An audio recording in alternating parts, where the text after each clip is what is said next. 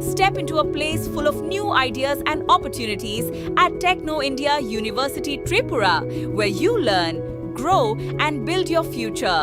A place that truly helps your dreams become a reality. পশ্চিম ত্রিপুরা জেলার রানীবাজার থানা এলাকার অন্তর্গত নিজ বাসভবন থেকে রতন দেবনাথ বয়স 27 নামের এক যুবকের মৃতদেহ উদ্ধারকে কেন্দ্র করে এলাকায় তীব্র উত্তেজনা এবং রহস্যের দানা বেঁধেছে। খালি বাড়ি থেকে ওই যুবকের নিথর দেহ উদ্ধার হয়। পরিবারের অভিযোগ কেউ বা কাহারা তাকে পরিকল্পিতভাবে হত্যা করেছে তা অজানা। সংবাদ মাধ্যমের মুখোমুখি হয়ে নিহত যুবকের বড় ভাই জানিয়েছেন, ঘটনার সময় বাড়ির সদস্যরা কেউই উপস্থিত ছিলেন না। রতন দেবনাথের বৃদ্ধা মা কৃষি জমিতে কাজ করতে গিয়েছিলেন।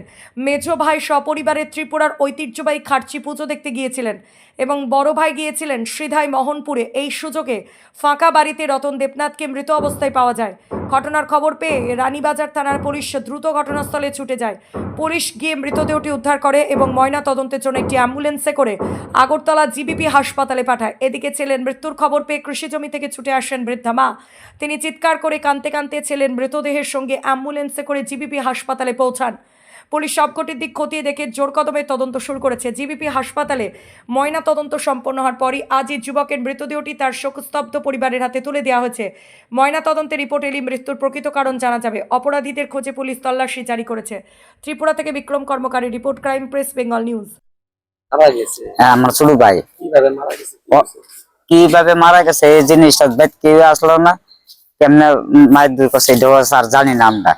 এবারে অ্যাম্বুলেন্স গেছে, এবারে থানার পুলিশ আইসে দিয়ে অ্যাম্বুলেন্স দিয়ে এনে পাঠাইছে নিচে রানীবাজার থেকে রেফার করে দিছে, জীবিত লিয়ে যাও। জীবিত আনতে 7:30 রয়েছে, সকালবেলা মারা গেছে।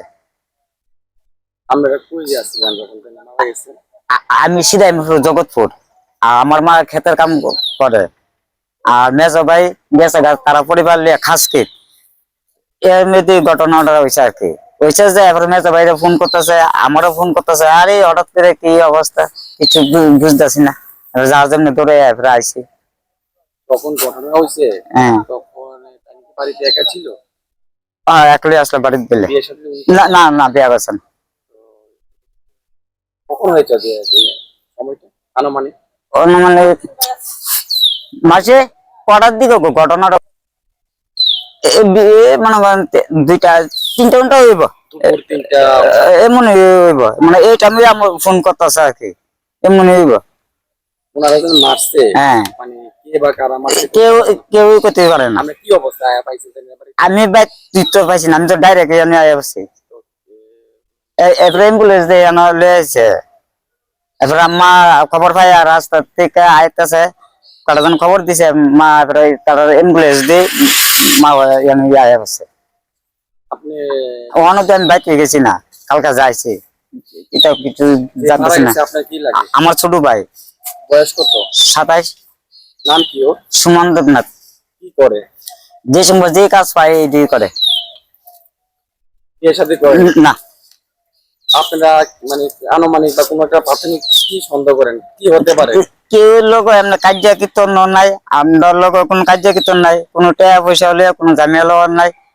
কি কারণে খাইলা বাড়ি মায়েরা দিয়ে গেল সঠিক জানি না। এটা তো মূল বক্তব্য না, কাউকে শুধু শুধু মারবে কিটা হইছে তো আমরা তো বাইতে আসলাম না। পুলিশকে বিষয়টা জানিয়েছে? হ্যাঁ। পুলিশ কি বলেছে?